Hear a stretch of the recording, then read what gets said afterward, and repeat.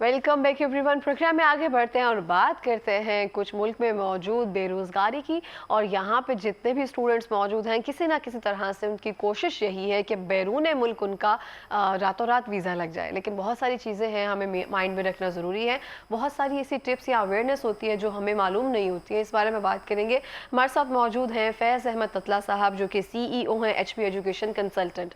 अस्सलाम वालेकुम। वालेकुम सर, कैसे अस्सलाम। हैं आप? जी मैं ठीक, आप बहुत कैसे हैं? शुक्रिया ठीक है, प्रोग्राम में फर्स्टली आने के थैंक लिए। You so much. और सेकेंडली सर, आपको पता है कि हम में से तकरीबन 80% स्टूडेंट्स तो जाना चाहते हैं जी कि किस तरह से वीज़ा लग जाए हमारा। तो कौन सी ऐसी मिस्टेक्स हैं जो हम वीज़े के लिए अप्लाई करते हुए डॉक्यूमेंटेशन की कंप्लीटेशन के दौरान करते हैं? जी बिल्कुल, आपने सही कहा है कि राइट नाउ जो पाकिस्तान की सिचुएशन है, इसके अकॉर्डिंगली हर बंदा जो है, जो स्पेशल स्टूडेंट्स हैं, वो चाह रहे हैं कि यहाँ से मूव कर जाएँ।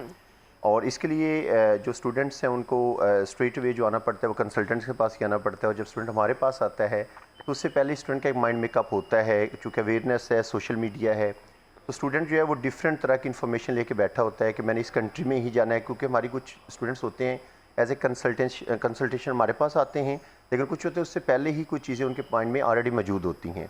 तो जब एक स्टूडेंट अपना पहले ही माइंड मेकअप बना के बैठा होता है तो उसमें ये होता है कि स्टूडेंट जो होता है उसको पता नहीं होता कि एग्जैक्टली राइट नाउ किस कंट्री की वीज़ा रेशो अच्छी चल रही है।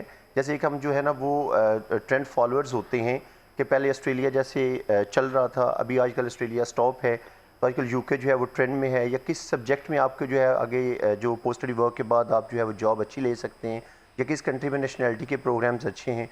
तो ये सारी चीज़ें स्टूडेंट्स हैं जब स्टार्ट में आता है तो उसको जो बेसिक जो प्रॉब्लम्स होते हैं वो यही होते हैं कि उसको अवेयरनेस उस लेवल की नहीं होती। जब वो ऐसे कंसल्टेंट के पास चला जाता है कि जिसको उन चीज़ों का आइडिया नहीं होता, या स्टूडेंट खुद से कुछ चीज़ें अपने माइंड में बना के बैठा था कि मैंने स्ट्रेट इसी में अप्लाई करना है, तो ये स्टूडेंट की जो सबसे बड़ी मिस्टेक होती है वो सिलेक्शन ऑफ कंट्री है सही। कि तो आप किस आजकल कंट्री में। किस कंट्रीज में हम जो वीज़ा रेशो है वो ज़्यादा अच्छी है, और किस कंट्री में जैसे आपने कहा कि वहाँ पे हमें नेशनैलिटी और समथिंग ये बेहतर चल जी रहा है? एक्चुअली ये दो डिफरेंट चीज़ें हैं। अगर हम ट्रेंड की बात करें तो अभी राइट नो जो ट्रेंड चल रहा है वो यूके का ज़्यादा चल रहा है, ओके। जिसकी वीज़ा रेशो ऑन टॉप है पाकिस्तान के अकॉर्डिंगली बात करते हैं। और सेकंड कुछ साइप्रस में अब लोग जा रहे हैं। और उसके अलावा यूरोप में अगर हम देखते हैं तो फ्रांस का ट्रेंड कुछ इन हो गया अभी। लेकिन अगर हम नेशनैलिटी की बात करते हैं तो यूरोप के कुछ कंट्रीज़ हैं जिनमें स्टडी बड़ी समझ लें कि सस्ते बजट में भी आ जाती है। जैसे इटली का स्टडी वीज़ा है वो बिल्कुल आप समझ लें फ्री ऑफ कॉस्ट आ जाता है आपको, उसकी नेशनैलिटी के ऑप्शन भी बहुत अच्छे हैं। फ्रांस को अगर हम देखते हैं तो फ्रांस में भी वो चीज़ें मिल जाती हैं आपको।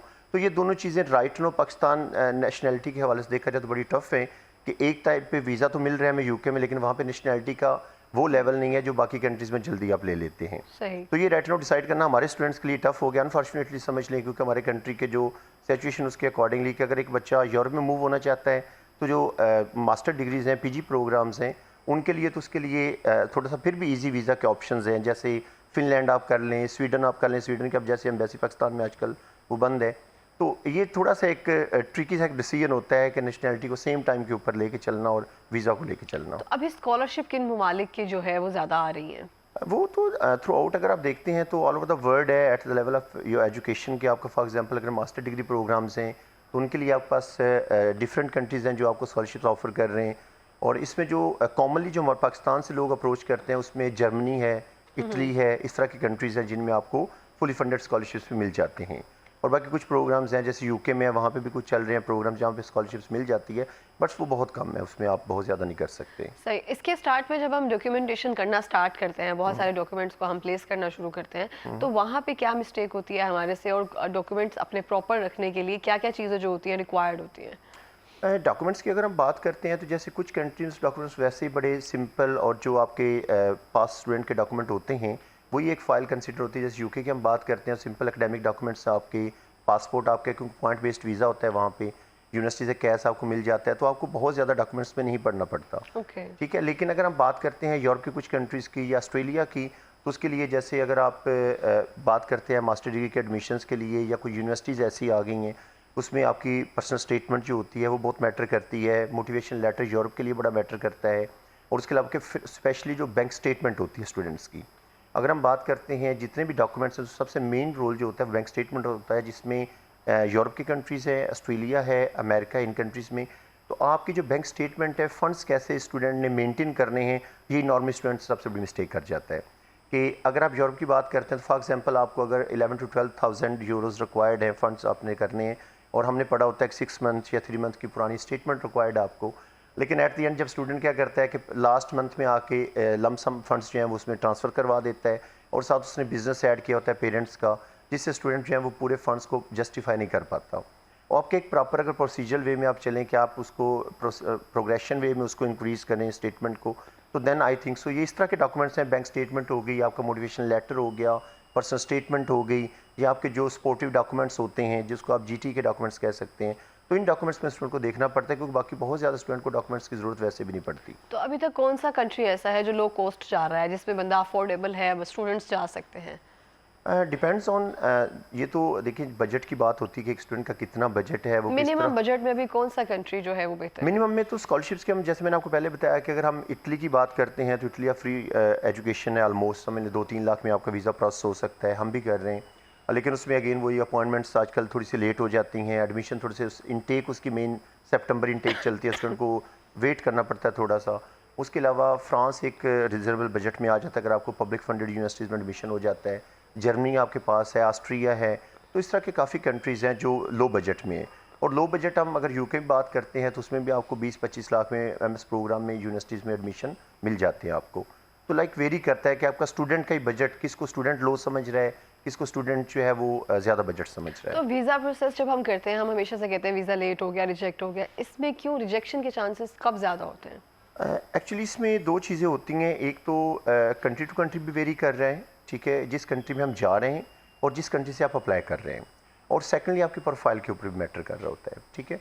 तो जब अगर हम बात करते हैं कंट्री टू कंट्री की, तो एक कंट्री की अपनी पॉलिसी भी बड़ा मैटर कर रही होती है कि ये कंट्री अब स्टूडेंट को कितना इंकरेज कर रहा है आने के लिए। ओके। और सेकेंडली ये होता है कि अब जिस कंट्री में बैठे हुए हैं उस कंट्री की जो है वो आगे उस कंट्री के लिए कितनी वो चीज़ें उसकी समझ जाता है कि इस कंट्री में स्टूडेंट्स जो हैं वो फ्रूटफुल आने हो चाहिए। गया एग्जैक्टली। तो पहली चीज़ तो ये है कि जैसे अब ऑस्ट्रेलिया है, पहले स्टूडेंट्स को नॉर्मल प्रोफाइल के साथ भी स्टूडेंट्स को ले रहा था, अब उसने स्टूडेंट्स को वैसे ही काफ़ी जो है वो डिस्करेज कर दिया कि नहीं, स्टॉप लगा दिया कि नहीं आना। और जैसे यूके आजकल ले रहा है, साइप्रस आजकल ले रहा है, तो एक तो ये इसका वे होता है कि जिसमें आप ज़्यादा जा रहे हैं कि इसमें वीज़ा रेशो अच्छी है। सेकेंडली होता है प्रोफाइल टू प्रोफाइल और लेवल ऑफ एजुकेशन के हिसाब से। अगर हम देखते हैं कि अगर इंटरमीडिएट का स्टूडेंट है तो उसको काफ़ी कंट्रीज़ वैसे ही डिस्करेज कर रहे हैं आजकल। जैसे यूरोप में मैंने बताया फिनलैंड है, आपको स्वीडन है, तो ये कंट्री मास्टर डिग्री को बड़ा इंकरेज कर रहे हैं कि आप लोग आएँ हमारे पास।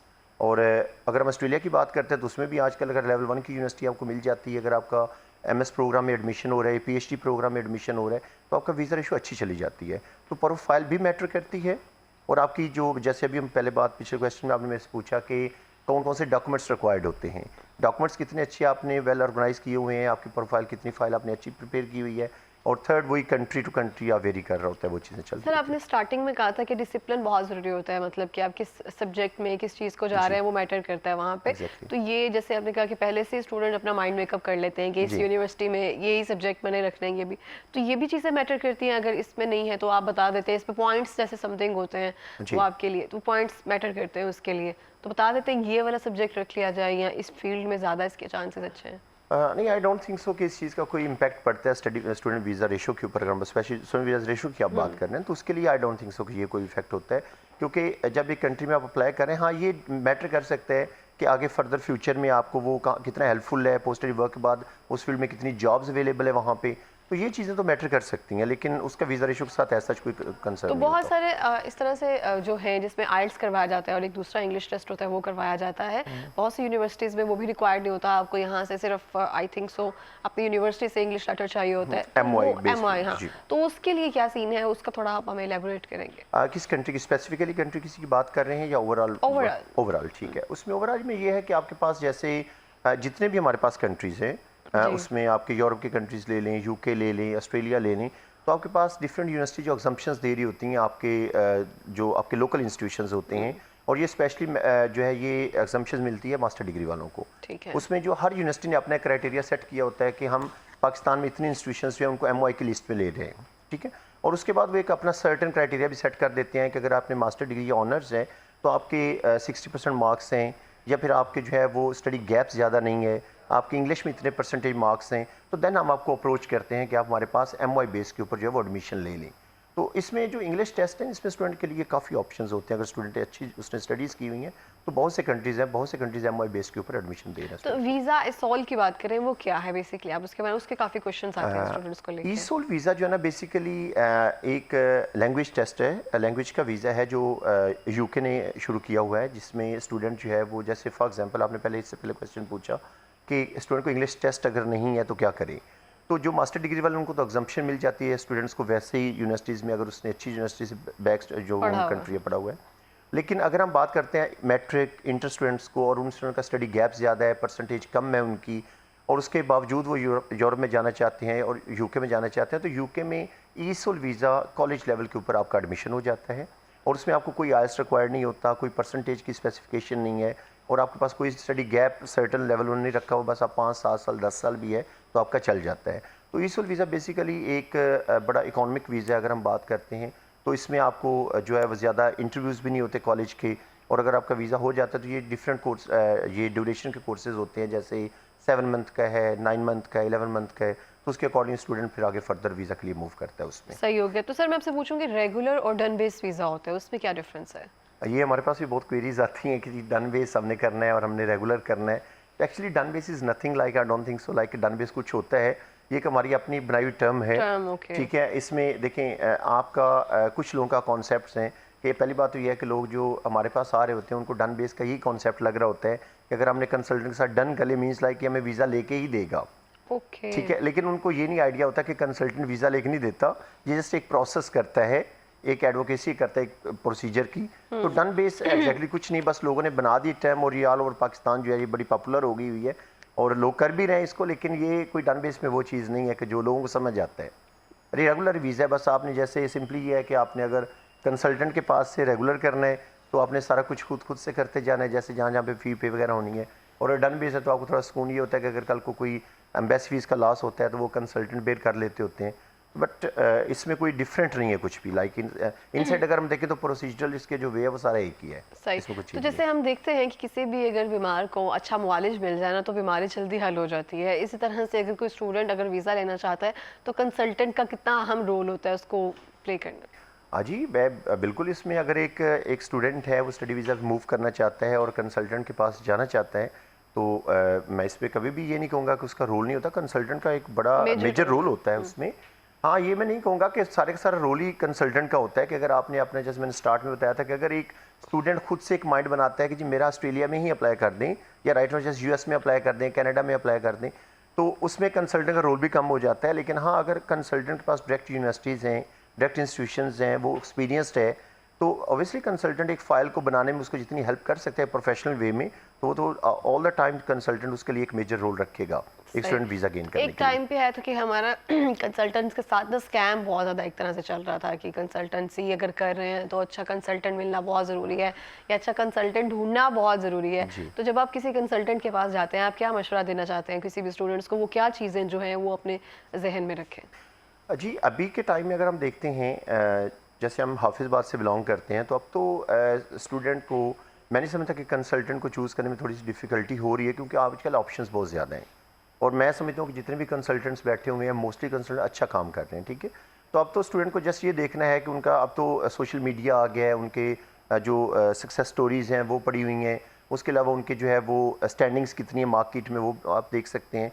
और स्टूडेंट को अगर तो फिर भी अगर स्टूडेंट समझता है कि मैं इस चीज़ को नहीं देख पाया, और इसके बावजूद स्टूडेंट किसी और वे में असेस करना चाहता है कंसल्टेंट को किस तरह करके मैं सेफ एंड पे चल सकता हूँ, तो इसमें आजकल तो वैसे ही बड़ा स्ट्रेट फॉरवर्ड सा और ट्रांसपेरेंट सा प्रोसीजर हो गया है कि आप फीस अपनी खुद जमा करवाएं, लेटर ले कंसल्टेंट से, बैंक स्टेटमेंट आपने खुद अपनी देनी होती है, बाकी फ़ी वगैरह वो अपने कार्ड से खुद पे कर सकते हैं आप। तो अब तो स्टूडेंट को कंसल्टेंट गाइड करता जाता है, जैसे कि नॉर्मल कंसल्टेंट यहाँ पे प्रोसीजर्स कर रहे हैं। तो अब आई डोंट थिंक सो कि कंसल्टेंट को कुछ देना पड़ता है सिवाय कंसल्टेंसी के, और स्टूडेंट देता भी नहीं है आजकल कोई।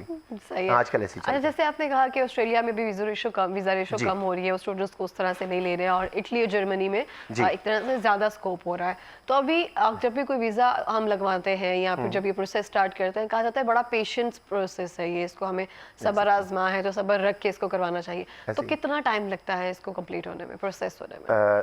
ये देखिए हर कंट्री टू कंट्री जो है वेरी कर रहे हैं। ठीक है, जैसे अभी यूके में है, यूके चल रहा है, तो उसमें अराउंड 2 मंथ्स 2.5 मंथ में प्रोसीजर कंप्लीट हो जाता है, क्योंकि इसकी इनटेक्स इस वे में आ रही हैं। ठीक है, जैसे अब जैन एंड हो रहा है, एंड हो गया ऑलमोस्ट, तो उसके बाद जो है वो स्टार्ट हो जाएगा मई इनटेक, अप्रैल इनटेक। तो ये ड्यूरिंग जो गैप होता है इसमें आपका प्रोसीजर कंप्लीट हो जाता है। कुछ कंट्रीज़ है जिनमें आपको इनटेक के अकॉर्डिंगली जो है वो टाइम नहीं होता, उसका टाइम इंक्रीज़ हो जाता है। जैसे कि अब फ्रांस था, इटली है, उसमें आपको अगर अपॉइंटमेंट लेट मिलती है तो 6, 7, 8 माह भी जो है टाइम लग सकता है। इससे पीछे ऑस्ट्रेलिया था, तो ऑस्ट्रेलिया में लोगों को काफ़ी वेट करना पड़ा है, कम से कम 1 साल भी लोगों को लगा है, क्योंकि वीज़ा डिसीजन में बहुत लेट एम्बेसी ने किया था। तो कुछ लोगों के 7-8 मंथ्स तक वीज़ा एम्बेसी में पड़े रहते। तो इसलिए जो टाइम है, टाइम फ्रेम हम डिसाइड नहीं कर पाते। समटाइम ये होता है कि एक केस अगर स्मूथ चलता रहे तो वो बड़ा जल्दी उसको वो वीज़ा की तरफ चला जाता है। समटाइम एडमिशन में कहीं इंटरव्यू फेल हो गया बच्चे का, तो ये case to case, country to country ये बड़ा एक मैटर कर रहा होता है कि प्रोफाइल भी क्या है। कुछ प्रोफाइल्स ऐसी होती है जिनमें आपको इंटरव्यू के एग्जाम्पशंस होती हैं, आपको यूनिवर्सिटी वैसे ही फेवर्स दे रही होती हैं। कुछ प्रोफाइल्स होती हैं जिनको यूनिवर्सिटी बड़ा क्रिटिकल देख रही होती है। और उसके अलावा कुछ एम्बेसीज ऐसी हैं जहाँ पे आपको अपॉइंटमेंट नहीं मिल रही होती, या कुछ ऐसी एम्बेसी जहाँ पाकिस्तान में है ही नहीं, वर्किंग नहीं कर रही, आपको आउट ऑफ कंट्री जाना पड़ता है, फिर वहाँ पे आपको स्लॉट्स मिलनी होती है, उसके अकॉर्डिंगली आपने मूव करना होता है। तो ये बड़ी थोड़ी सी अनसर्टन सिचुएशन हो जाती है कुछ कंट्रीज़ में, और कुछ में आजकल जैसे यूके है, साइप्रस है, इनमें एक फिक्स फ्रेम टाइम चल रहा है अभी। राइट, तो जो प्रोफाइल स्ट्रॉन्ग करने के लिए हमें कौन सी चीज़ें ऐसी हैं जो हमें अपने माइंड में रखना ज़रूरी है? कोई स्किल्स हैं या ऐसा कुछ है जिससे हमारी प्रोफाइल स्ट्रॉन्ग नज़र आए? जी ऐसा आप कुछ नहीं कर सकते उसमें, क्योंकि आपका जो लेवल ऑफ एजुकेशन है वही आपकी प्रोफाइल है। स्टडी वीज़ा है इसमें, क्या फॉर एग्जांपल एक स्टूडेंट मास्टर किया हुआ है, तो मास्टर वाले बंदे का वही प्रोफाइल है कि उसका मास्टर डिग्री किस सब्जेक्ट में है, उसकी परसेंटेज ग्रेड्स कितनी है, क्या हैं, सीजीपीए कितना है समथिंग जो भी। उसका, आइल्स कितना है, और आइल्स उसका जो है उसके बैंड्स कितने हैं, और आप किस कंट्री में जा रहे हैं वहाँ पे रिक्वायरमेंट्स क्या हैं। तो स्टूडेंट वीज़ा में ऐसा आपको वही चीज़ें हैं जो आपकी बेसिक जेन्युइन प्रोफाइल है। आइल्स बैंड अगर आपके अच्छे हों तो वो हेल्प करता है आपको वीज़ा प्रोसेसिंग या अपनी प्रोफाइल स्ट्रॉन्ग करने में? जी आइल्स बैंड्स अगर अच्छे हों तो ऑब्वियसली करता है। उसमें ये होता है कि आपके पास जो एडमिशन क्राइटेरिया डिफरेंट यूनिवर्सिटीज़ के, उसमें अब ये होता है कि जैसे आपके अगर फॉर एग्जांपल किसी कंट्री में आप जा रहे हैं, इटली में जा रहे हैं, नॉर्मल कंट्रीज़ में एमएस प्रोग्राम्स के लिए 6.5 not less than 6 band required है। Okay. ठीक है, तो अगर आपके 6 में है तो फिर भी आप कहीं ना कहीं अकोमोडेट हो जाते हैं, लेकिन आपके 7 है तो आप ऑल ओवर यूनिवर्सिटी जितनी भी उस कंट्री में यूनिवर्सिटी सबके लिए एलिजिबल हो जाते हैं। Okay. और उसके लिए स्कॉलरशिप्स आपको मिल सकते हैं, कुछ यूनिवर्सिटी में क्राइटेरिया रखा होता है। तो ऑब्वियसली एक प्रोफाइल में एक अच्छा एडिशन होता है, इसकी लैंग्वेज में इंप्रूवमेंट्स आती सही। हैं तो सर आपके। आपको मशवरा क्या देना चाहेंगे जो भी स्टूडेंट्स जो हैं किसी यूनिवर्सिटी में हम देखते हैं कि पैसे कम या समथिंग जो स्कॉलरशिप पर नहीं जा रहे होते हैं, हम लेवल ए की यूनिवर्सिटीज़ में अप्लाई नहीं करते हैं, हमें होता है कि कोई दूसरी कोई कम तर जो यूनिवर्सिटी है लेवल 3, 4 की हम उस पर अप्लाई कर लेते हैं, फिर वहाँ जाके हम कहते हैं कि उसको दोबारा से हम ट्रांसफॉर्म करवा लेंगे, किसी और दूसरी यूनिवर्सिटी में शिफ्ट हो जाएंगे, ये बड़ा प्रॉब्लम होता है। जी जी, नहीं इसमें आप देखिए ना कि अगर जिस कंट्री में आप जा रहे हैं उस कंट्री के जो बेहतरीन यूनिवर्सिटीज़ जी, में अप्लाई करना चाहिए, ये मैं कह रही हूँ। हाँ उसमें ऑब्वियसली अगर आप किसी भी कंट्री में जा रहे हैं, लेकिन उसमें अगेन वही बात आ जाती है कि आपकी अफोर्डेबिलिटी क्या है। अब देखिए लेवल 1 की यूनिवर्सिटी है, अगर उसकी और लेवल 2 और 3 की यूनिवर्सिटी है, उसकी फ़ी में डिफरेंस इतना होता है कि हमारे जो नॉर्मल स्टूडेंट्स हैं वो अफोर्ड नहीं करते, तो वो उसको चूज़ नहीं करेंगे।